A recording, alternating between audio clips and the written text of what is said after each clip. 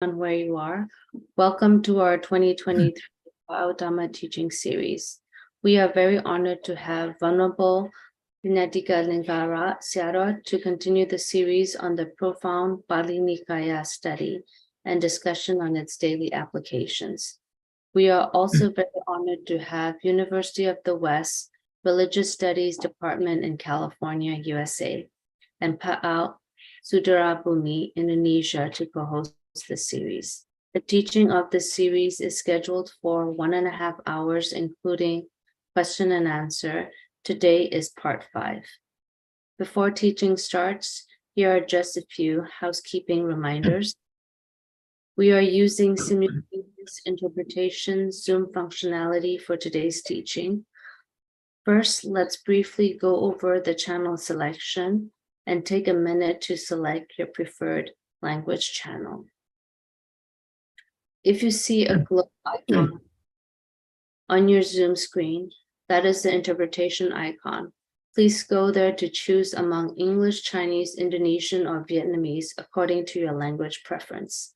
If you like to listen in English, we suggest you still go to select the English channel rather than stay at off or original sound channel. Otherwise, you will not be able to hear the English interpretation from Chinese, Indonesian, or Vietnamese during the question and answer portion. If you are using a cell phone or a mobile device, after selecting be sure to click Done to complete the selection. Please go ahead and select your preferred language channel now. If you have any questions, to our Zoom chat. Also, a quick reminder about proper Dhamma learning etiquette.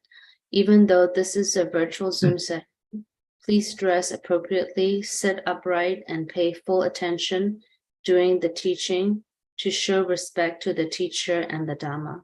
Thank you for your cooperation. Now we are ready for the teaching. May we invite Sayadaw to start the teaching, and Interpreter Bande and Interpreter Dhamma friends to start the interpretation, please. Dadu, dadu, dadu. Okay. Thank you, Lynn. And let's start today's our Pali Nikaya study, reciting Namo Tassa 3 times together. Namo Tassa Bhagavato Arahato Samma Sambuddhassa. Namo Tassa Bhagavato Arahato Samma Sambuddhassa. Namo Tassa Bhagavato Arahato Samma Sambuddhassa.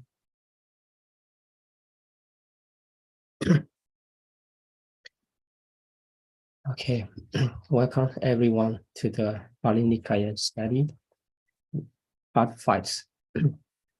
This is second lesson for Samanyapala Sutta. So we are studying the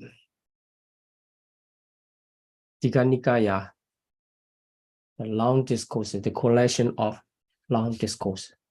So in this lesson, we will continue studying the Samanyapala Sutta. So we have already learned about the outline of Samanyapala Sutta and what are the contexts in the Samanyapala Sutta. And so briefly, the King Ajatasattu approached to the Buddha and asked the question, what are the fruit of ascetic life? Being a practitioner or being ascetics, or we can translate it, being a bhikkhu for the Theravada tradition, for the Buddhism, being a bhikkhu. What are the benefits? He was asking this question to different religious teachers at the time. Then he did not satisfy with their answer, and finally approached to the Buddha and asked the same question. at that time, before the Buddha gave the answer, and the Buddha asked the king to explain how the other religious teacher responded to him.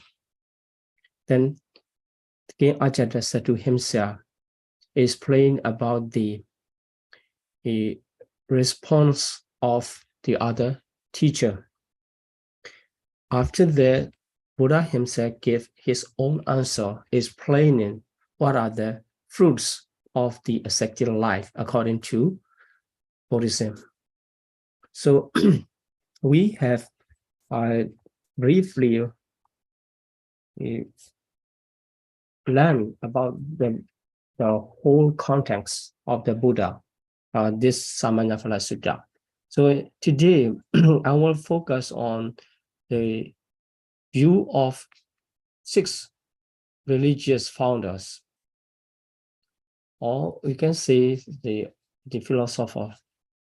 They are the respected teacher during the time of the Buddha.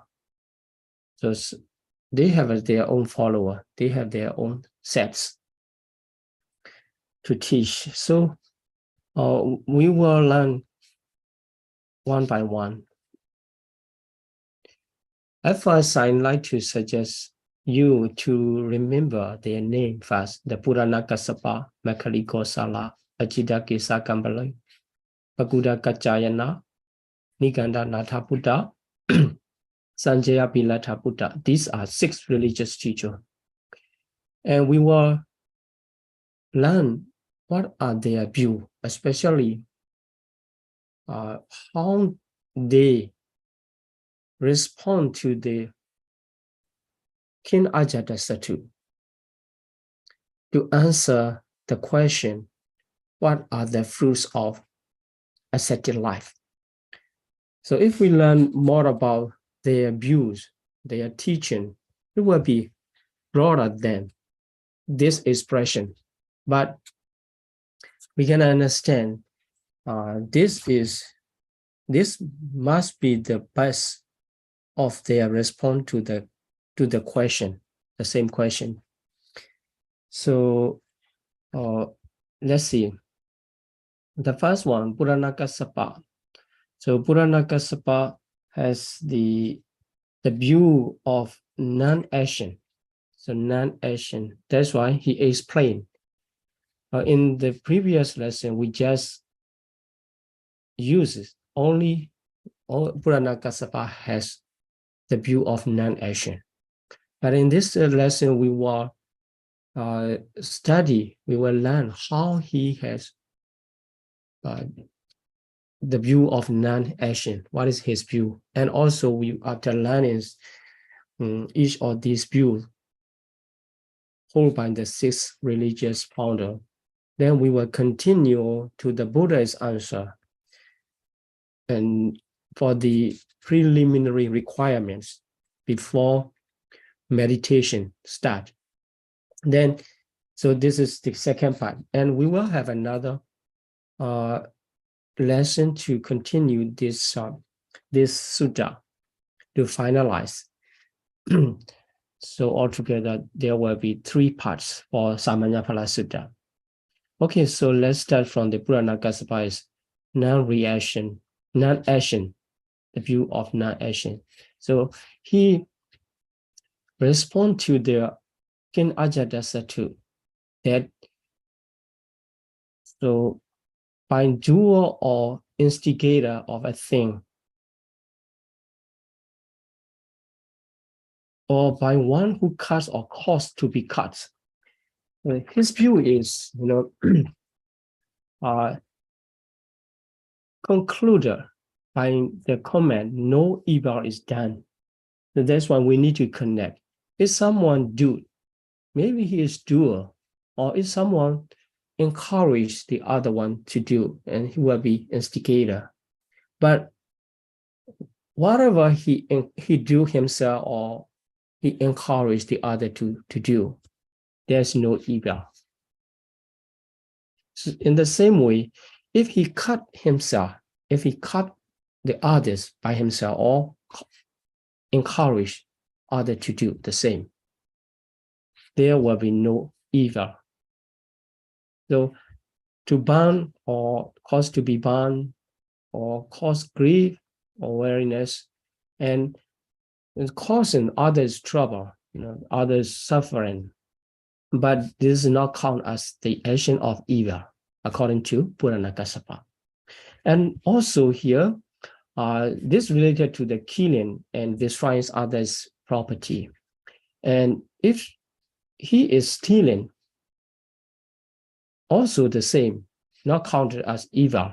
And also here, according to him, even a person commit the robbery or adultery, he's not counting that action is evil. That's why he say there is no evil, it's done. But he said, at most, even if a person holding a razor sharp wheel and making the earth one, it means the beings on the earth, or kill and also make one single mass heap of flesh. This referred to he killed everyone and then put together. Even if this action is done, there will not be no evil and also no result for this action. He rejected this kind of action is considered as evil, so he rejected this one. Maybe, I guess his intention is to comfort or to console the King Ajatasattu, because, as you know, the King Ajatasattu, he has committed patricide. He killed his own father, and he feel regret and uncomfortable for that reason. Maybe the Purana Kassapa, given this answer, his intention is to console the King Ajatasattu. I mean, you don't need to be so sorry about that, and you don't need to regret, because this is no evil action. Then he continued his answer. He divides the region, southern part of Ganges and northern part of Ganges. So in the southern part of Ganges, killing, slaying, etc. So the action, the cruel action are done, even if the cruel action are done in the southern parts. There will be no evil, and also no result for that. Then for the northern part of Ganges, even if a person is given by himself, making donation or asking the other to make the action of donation or sacrificing, and normally these actions are counted as the good action and marriage. So he can regain good benefit through this action normally. But for himself, he say this is not marriage. And also you cannot expect good result from that, because this is not merit. It means he is rejecting the ethical standpoint of all action. This is not evil, this is not merit. So they say because during that time, the southern part are generally, the people are generally cruel. And in northern part, people are generally faithful. That is why he explained in this way. But none of these actions are counted as evil or marriage. I mean, he rejects the action, the ethical standpoint. So this is the view of Purana Kassapa.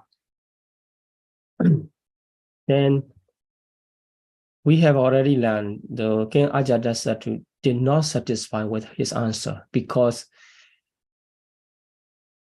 the king was asking about the fruits of ascetic life. But the Purana Kassapa was giving the answer on his view of non-action. So let's go to another religious teacher of Macaulay Gosala. So for Macaulay Gosala, maybe you remember that I explained this. Macaulay Gosala's view was regarded as the worst by the Buddha. Here, for Macaulay Gosala, what he say is, this is purification of the round of rebirth, samsara suddhi in Pali, so purification of round of rebirth. What he say is no cause or condition for the defilements of being. So the beings are defined without any cause or condition, no reason at all. Just they are defined. In the same way, when they are purified, there's no cause or condition for the purification. So nothing to do with making effort to define or to purify, to be purified. Nothing to do with making effort. So no self-power of no other power.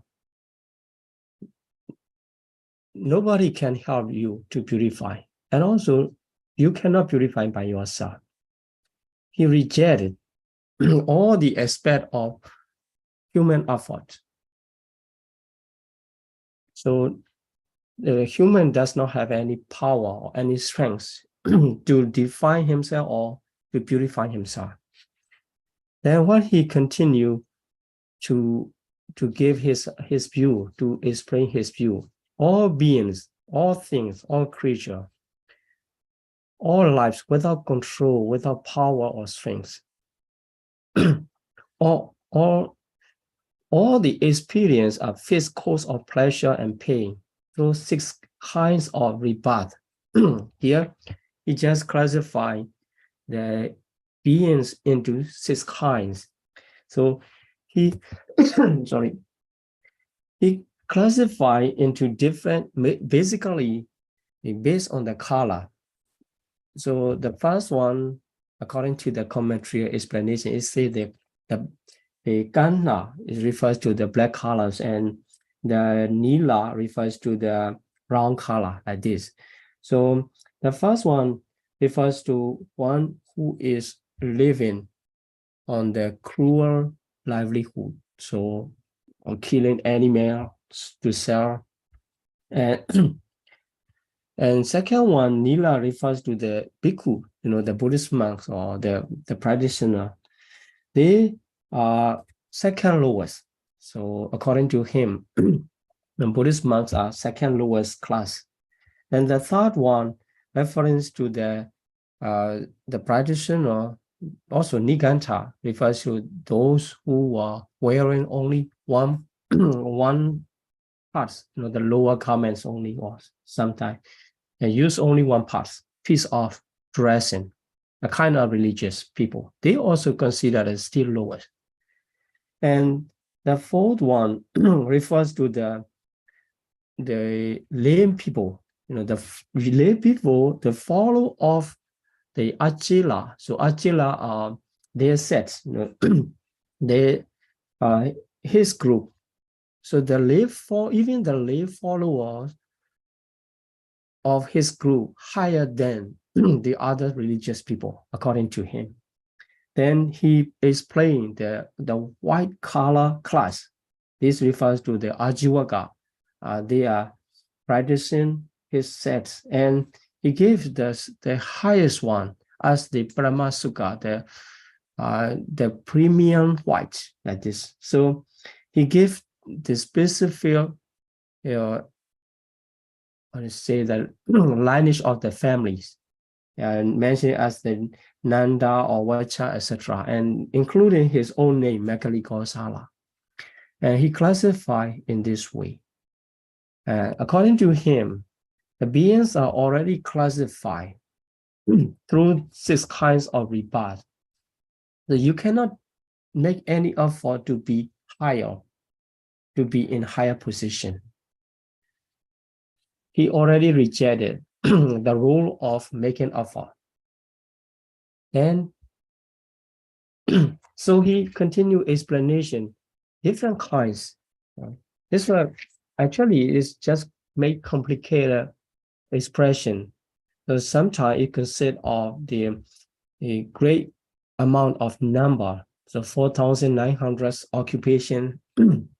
It does not mention in detail, but to make the listener impressive.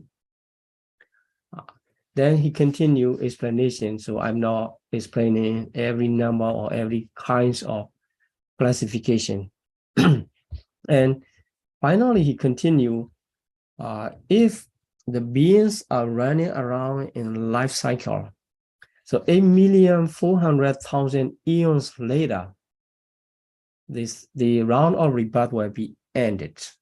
But before that, during this 8,400,000 eons, fools and wise, he keep the same level. So run on the cycle around, and they cannot make suffering during that time. And at the end, everybody will be, the life will be terminated without making any difference between fools and wise. So nothing to do with to be wise, being a wise, also nothing, according to the Mekali Gosala. That's why, and the Buddha put his view as the worst. So he conclude this. Therefore, there's no such thing saying. So if someone's saying this is nonsense, so no meaning at all. So by this discipline or practice, if someone, or explaining, or by practicing or living in this holy life, I will bring my unripened karma to fruition. It means making ripen earlier by practicing. It is impossible. And also, if someone is ripened karma go away to wipe out, it's also, you cannot do anything. That's why he said neither of these things is possible. And because the pleasure and pain have been measured off, according to him, the result, as a result of karma, the pleasure and pain already fixed, already measured out according to the limited time. And also you cannot, or you can neither increase nor decrease. You cannot do anything. You cannot make better or make worse. It's just already fixed. So he gives the example, if you roll the ball or strings, it will run through until the string is gone. Then at the end of the string's length, it will stop. Only when the string is gone out, it will stop. In the same way, the fools and wise, no distinction at all.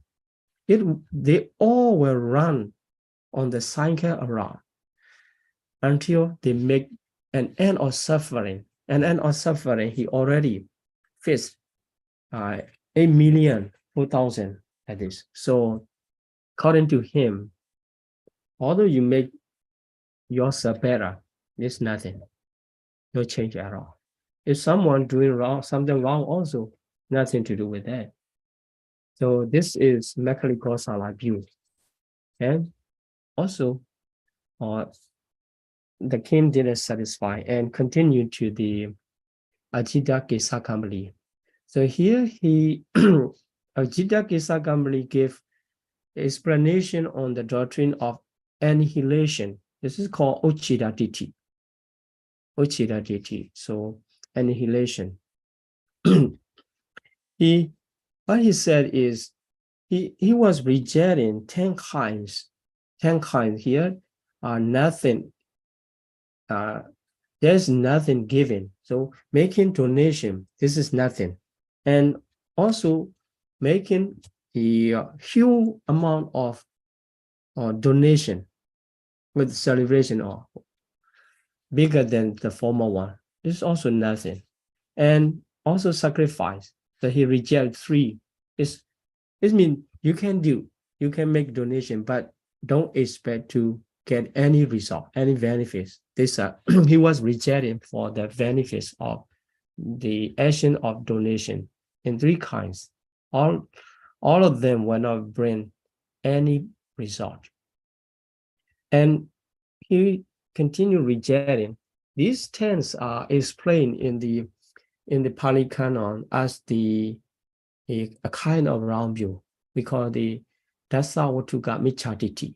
And the opposite one is called Dasawatuga Samaditi. So 10 base of round view and 10 base of right view. So if you understand the action of giving, action of charity will bring the benefit or result.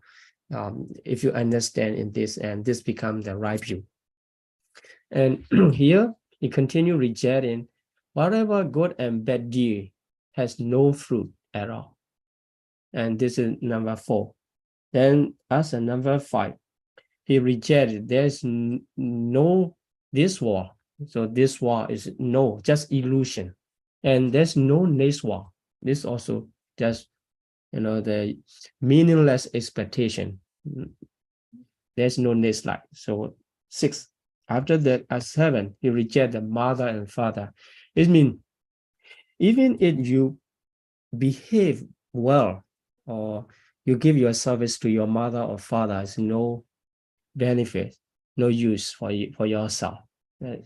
Then also he rejected there's no such kind of being spontaneously arise for 5 aggregates, after this life, that moment, and then some are reborn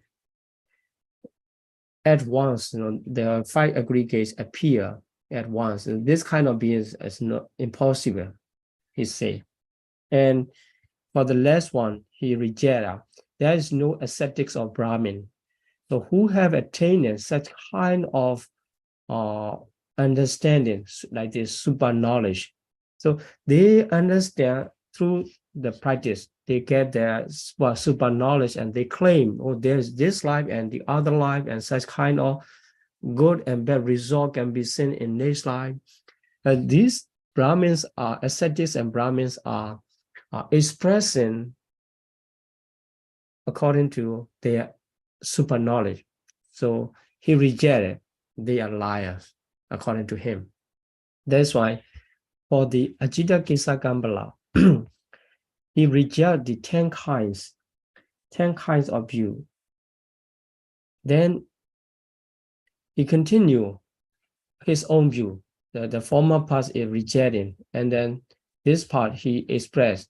So according to him, the human being is composed of 4 great elements. So earth elements, water element, fire element, air elements. Also, the human body is composed by these 4 great elements.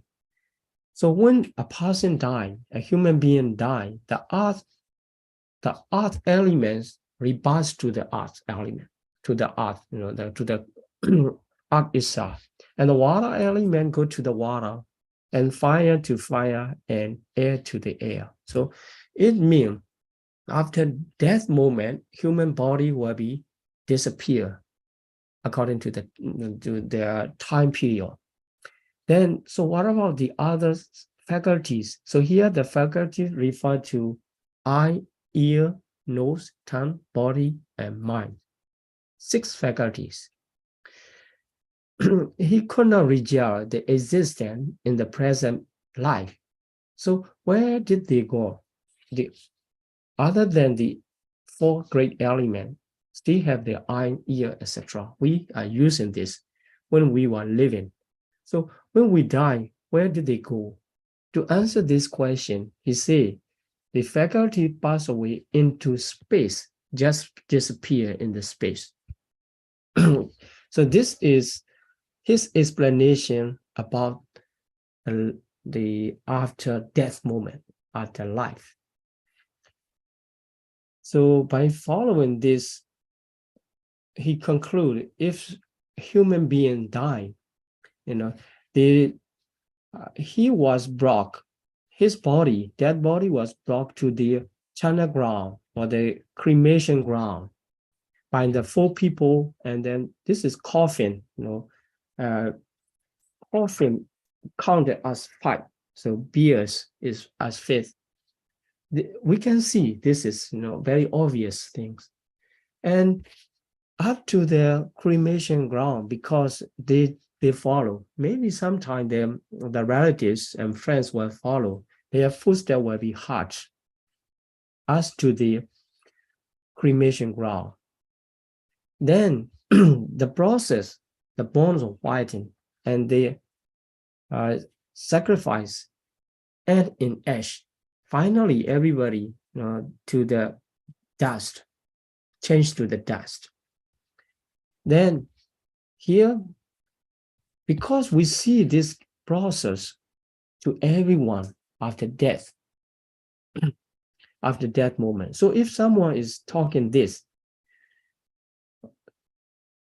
so this kind of explanation of talking about the gift, donation is good, and you will regain something back.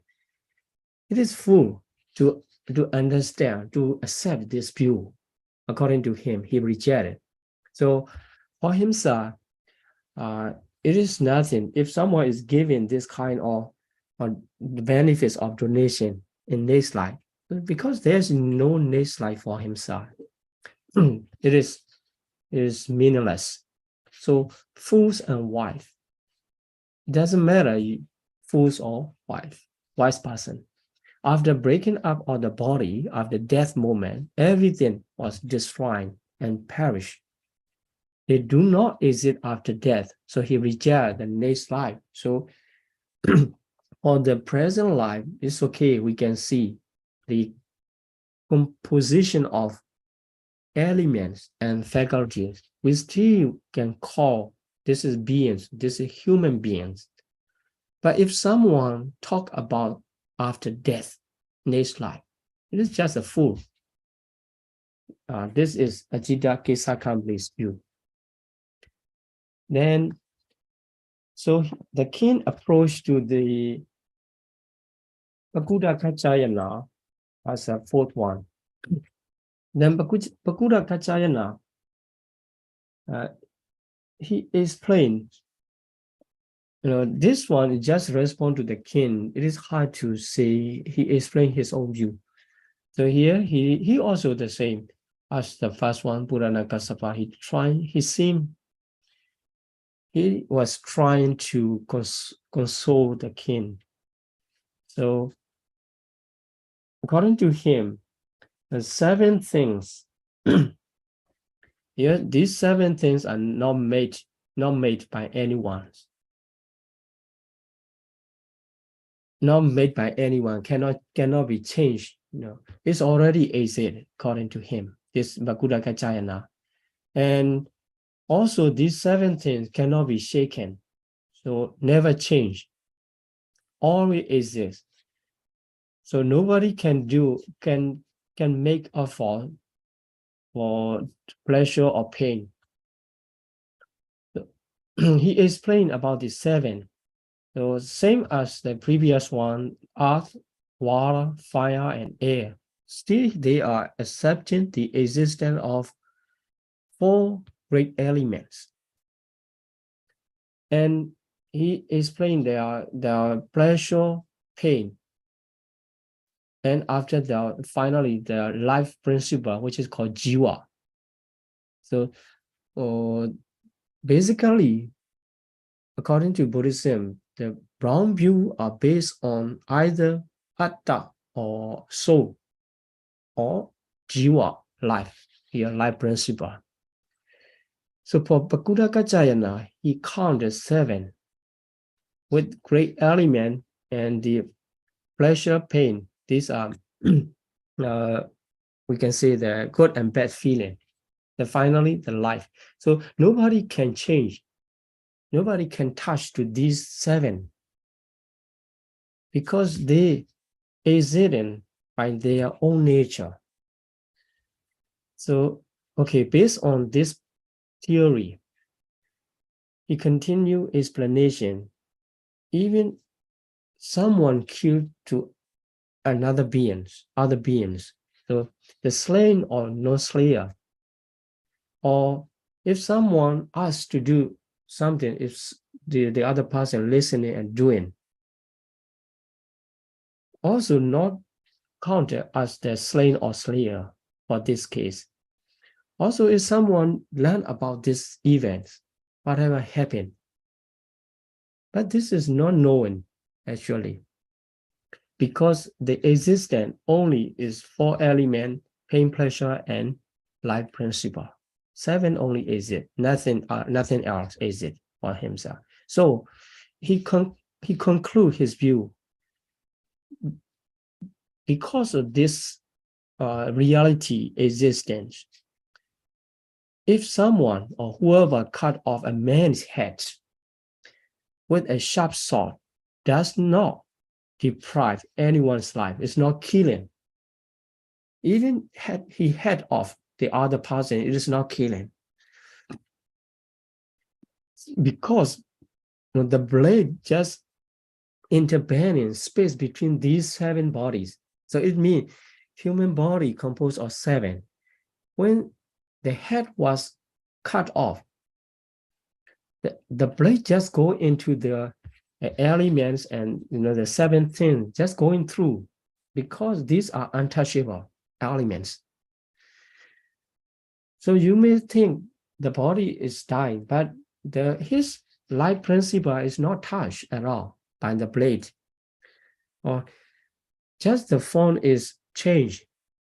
The life is not changed. The life is not killed. So maybe he trying to console the king for his manner of killing his own father, rejecting the manner of killing. Then the king was not searching for that. That's why he did not satisfy and continued to the Nikandanada Buddha. And he explained the 4-fold restraints. So according to him, Nikanda, he explained about the practice of his own religious practitioner, his own group. His groups are called, the practitioner are called the Nikanta. So Nikanta are bounded by the 4-fold restraints. So every Nikantas are making bound to practice these 4-fold restraints. And this translation, it is hard to understand for me, and that's why I add Bhikkhu Bodhi's translation here. So Nikanta refer to his disciple, so his group. The practitioner is restrained with regard to all water. So it means if you commit by yourself as Nikanta, you need to avoid using cold water, because there are some bacteria or insect inside the cold water. So if you use it and you harm to them, this is not good for the ethical standpoint. That's why you need to avoid the advice, and the Nikanda follow his advice, and all of them avoid using the water. That's why after the going for toilet, also they are using just their hands or other things other than using water. Then second one, so for Nikanda, he is endowed with the avoidance of all evil. His suggestion is very similar to Buddhist teaching in some case. Here, to avoid all evil. So the Buddha also, in his 3 advice, first thing is to avoid all evil. So that's why the following 3 is very similar to the Buddha's teaching. So cleanse by the avoidance of all evil, and the suffices with the avoidance of all evil. So if someone follow to the practice of Nikaya, he need to practice fourfold restrainers. Then he just explained about this. And that's why Nikaya is called the self-perfected or self-control, self-established, because they purify by themselves from evil. Here in this case, the commentary explain, in this case, not using water, it's not really going wrong way. Also, the other three related to the avoidance of evil, still same as the Buddhist teaching. Why his view is counted as wrong view? So this is the question.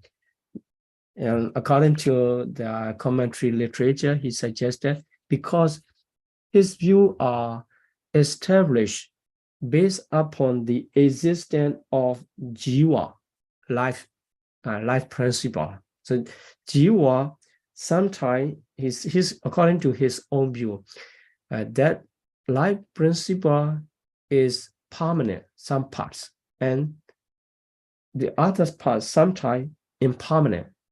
So he practiced based upon this view of existence of the permanent life principle, jiva.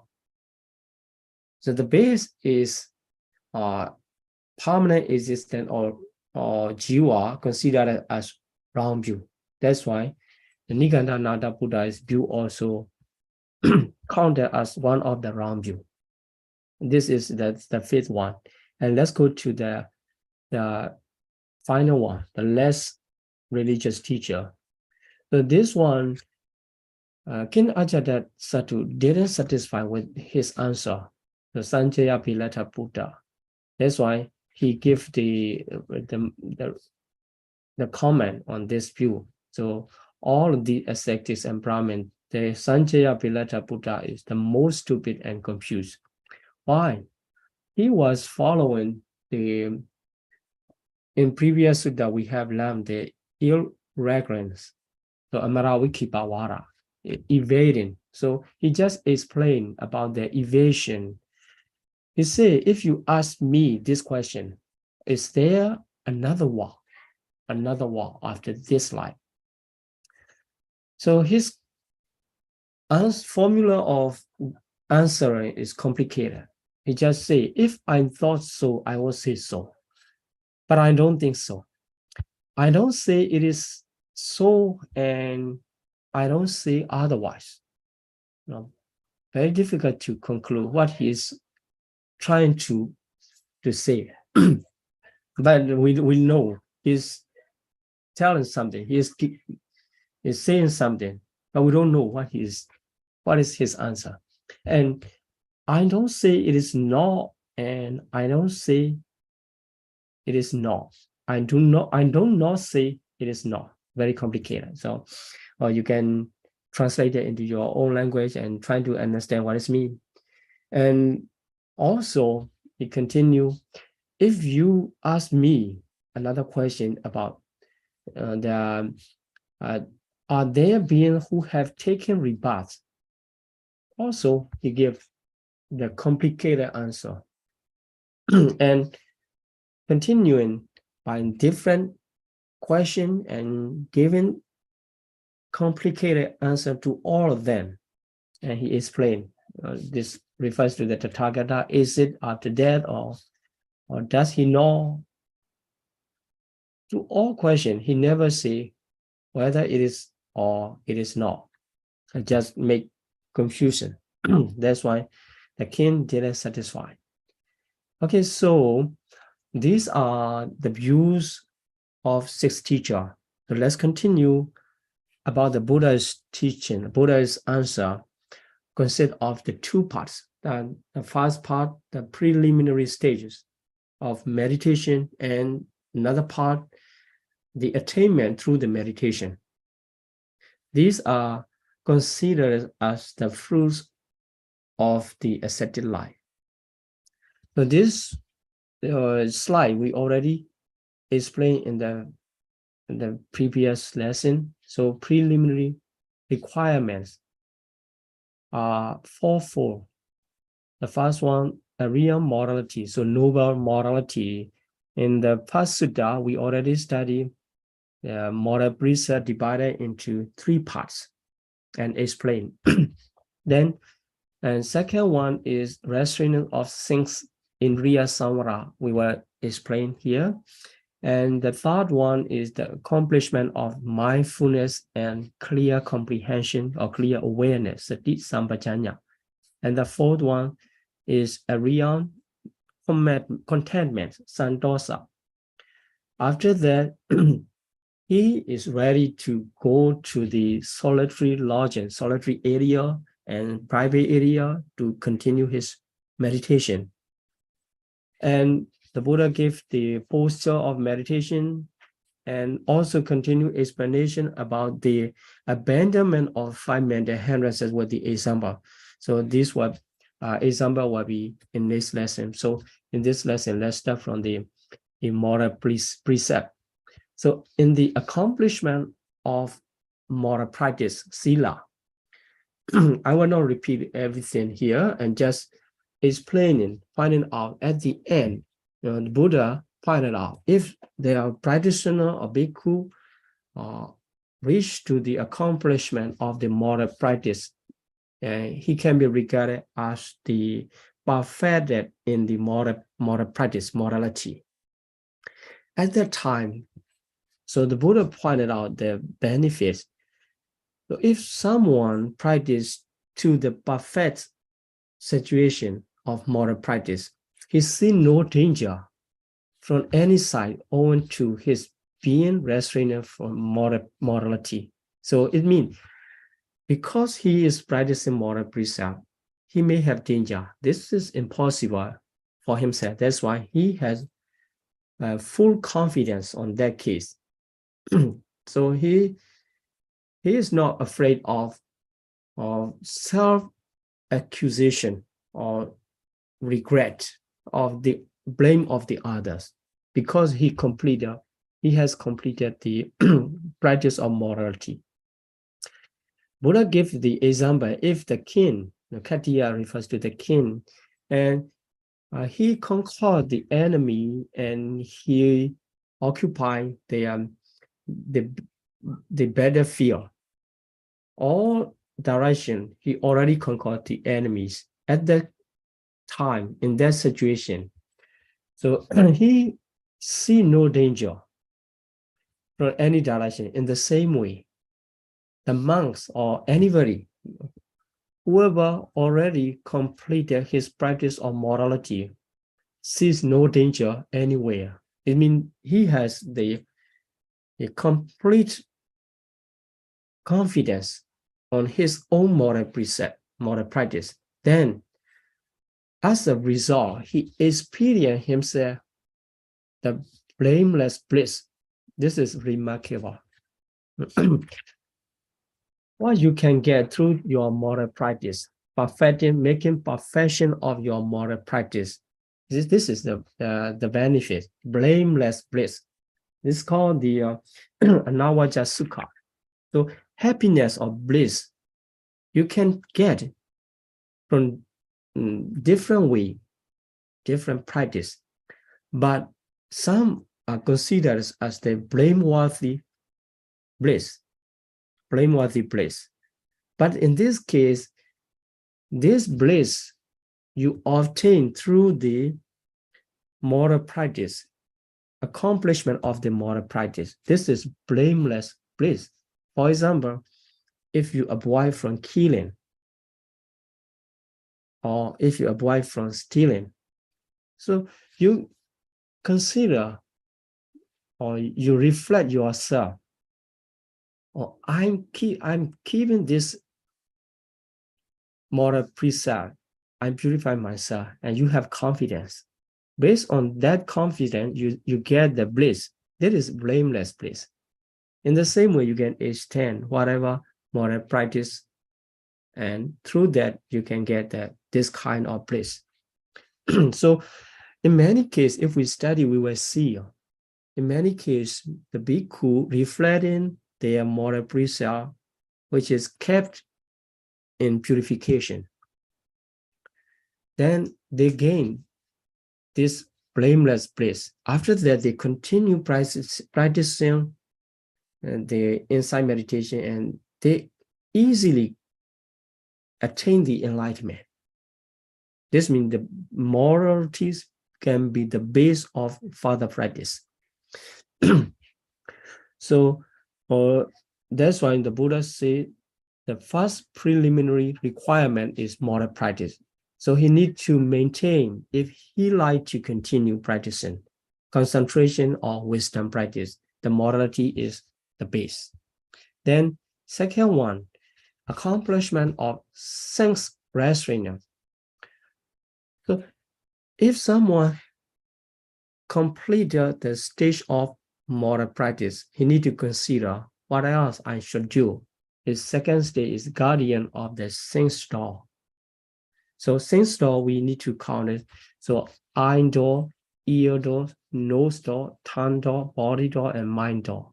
Because through these faculties, the object can come into mind, and we can say the mind can take the object through that, and we can know whatever visible form or whatever sound like this through them, through these faculties. So if we are not making any effort to restrain, there will be a greed or sorrow or any other evil situation, evil mental state will appear due to the events, events here on seeing. So using the eye, you will see something. Everyday life, we are seeing whatever, good or bad, like or dislike, and we are seeing.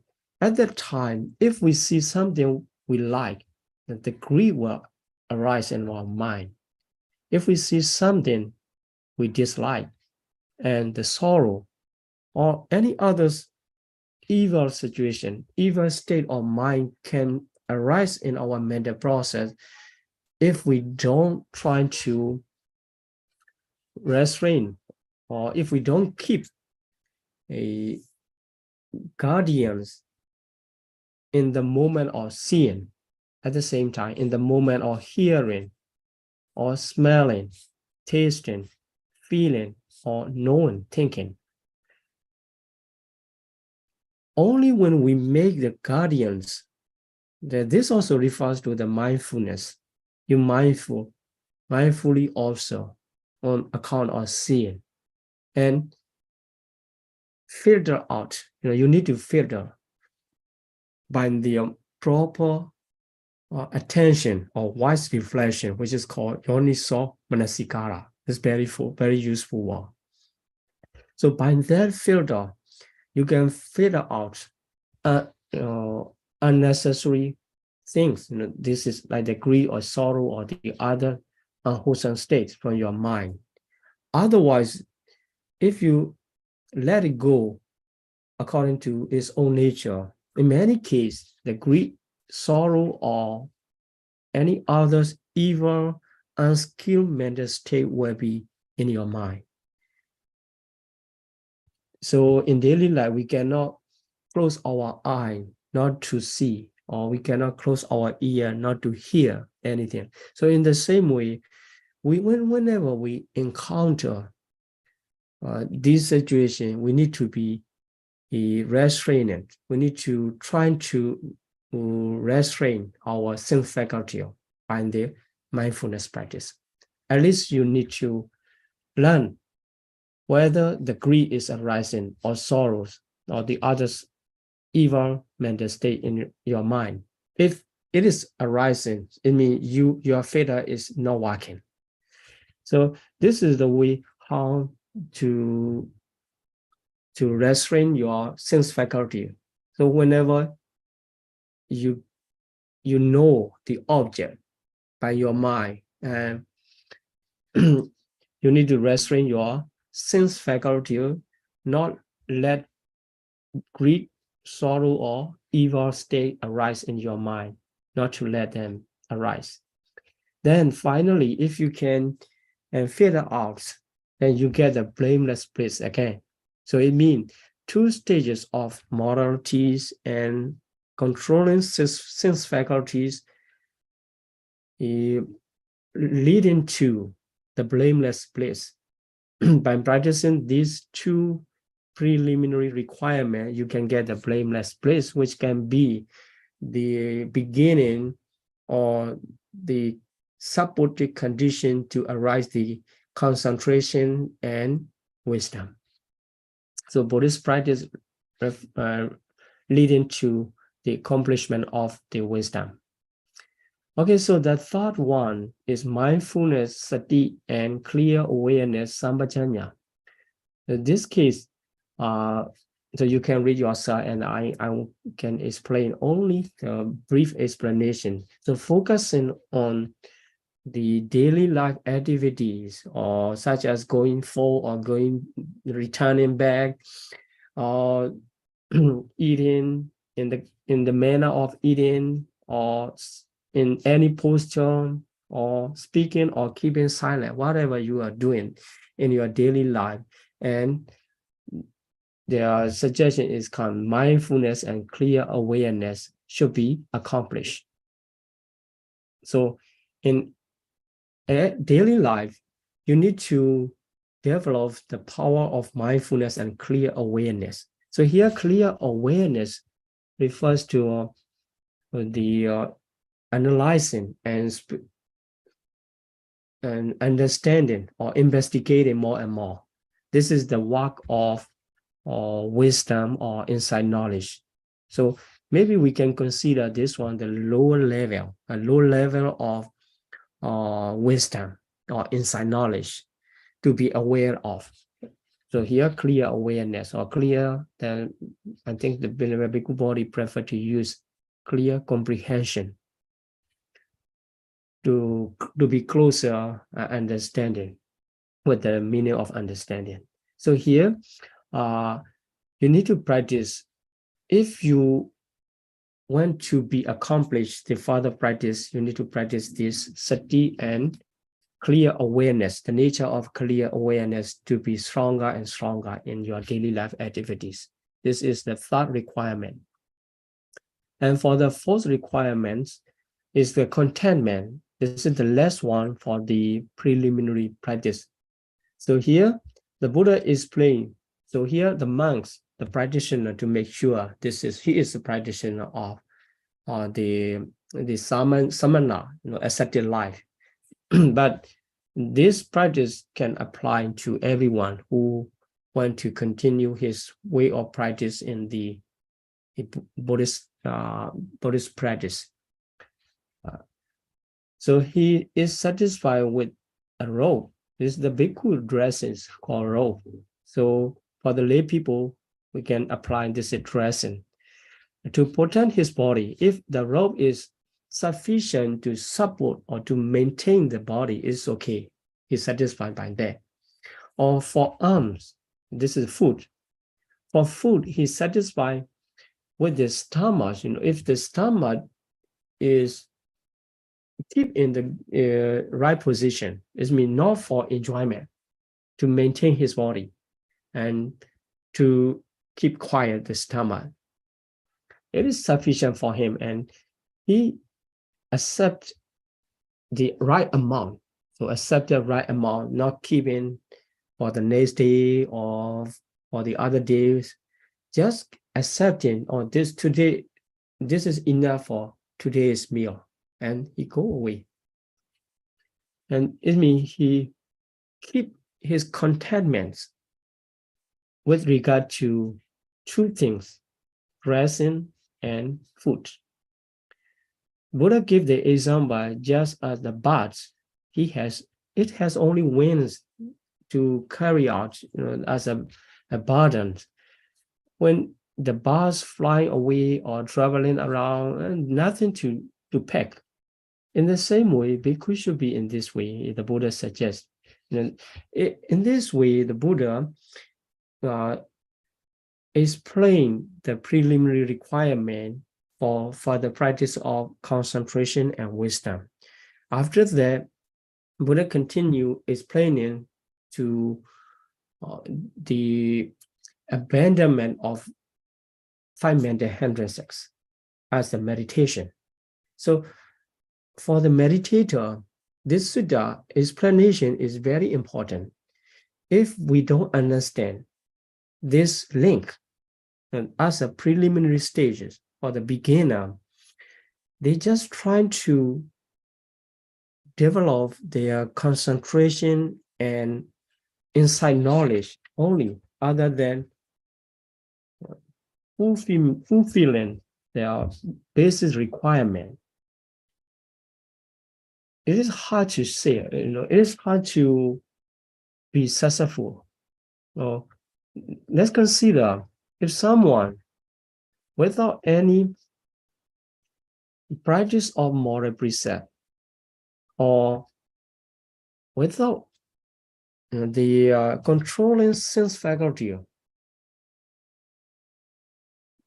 or without the mindfulness and clear comprehension in the strong position or no contentment at all, how he can continue to meditate or to develop his concentration and insight knowledge.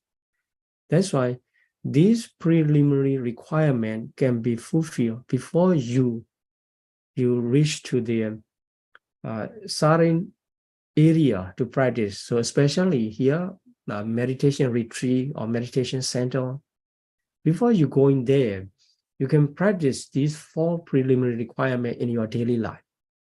If you have already practiced them into certain level, at least you can prevent yourself, your mind, not to be under the greed or sorrowful feeling or any others evil state in your daily life. And you can if you can clean up the defilement in your mind, you are ready.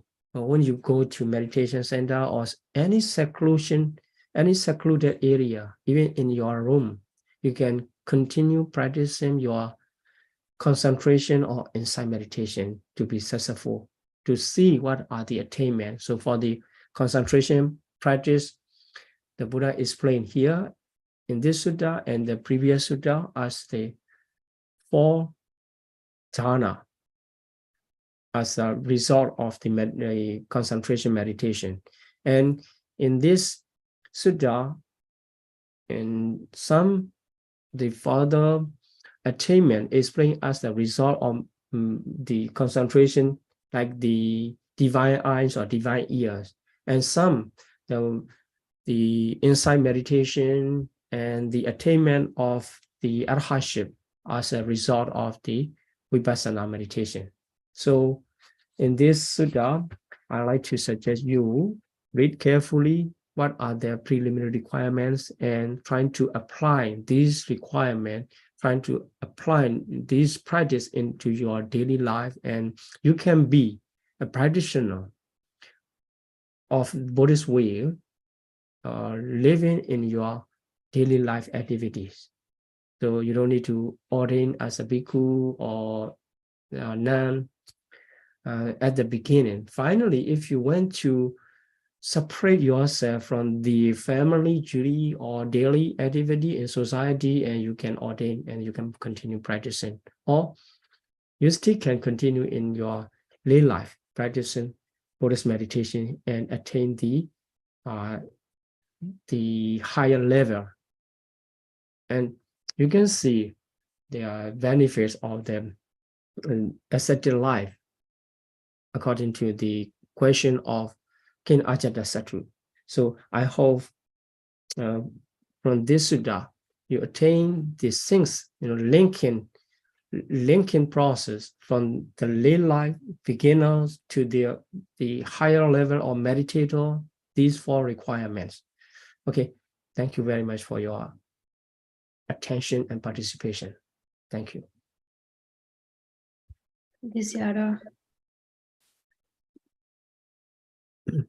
Sarah, thank you so much for today's teaching. We have about 26 minutes left. First, we have a few announcements to make, and afterwards we will open the floor for today's questions after the announcement. During each session, Sayadaw will explain the outline of every sutta one by one. There is a homework assignment for the Nikaya study series. Our next homework assignment, Sayadaw would like us to read the translated second sutta of Dinga Nikaya in your preferred language to prepare ourselves before the next study session in 2 weeks. Please take notes during your readings, and if you have any questions, please submit to our email address at americadhammasociety@gmail.com, and it will be answered accordingly. Here's also the Google Drive link to the Pali, English, Chinese, Burmese, Indonesian, and Vietnamese of the Digha Nikaya. On this link, you can also access the lecture notes of this teaching series. Lecture notes will also be translated to Chinese, Indonesian, and Vietnamese as well. We have posted the link in our Zoom chat rooms as well. You can copy it. Otherwise, please reach out to us. Next week at the same time, Sayadaw U Kumara Biwanta will begin teaching the last of Buddha's last days, and it is the last part, part 25. In 2 weeks at the same time, Sayadaw U Bhinadika Linkara will continue the Nikaya series, part 6. Please don't forget to check out our YouTube channels and Facebook as well too.